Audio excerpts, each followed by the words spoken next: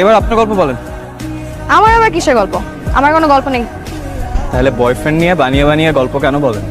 আমি কোনো বানিয়ে বানিয়ে কথা বলিনি। আমার বয়ফ্রেন্ড আছে। না ম্যাডাম, নেই। আমি আপনাকে বললাম না, আমি কাউকে বিশ্বাস করি না। আপনার ব্যাপারে সব খোঁজ নেওয়া হয়ে গেছে।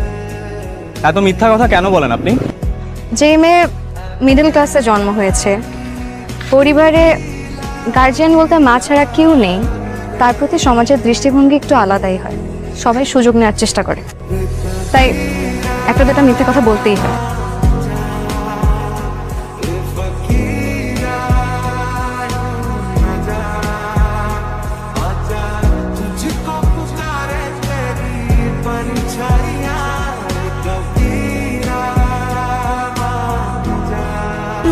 কখন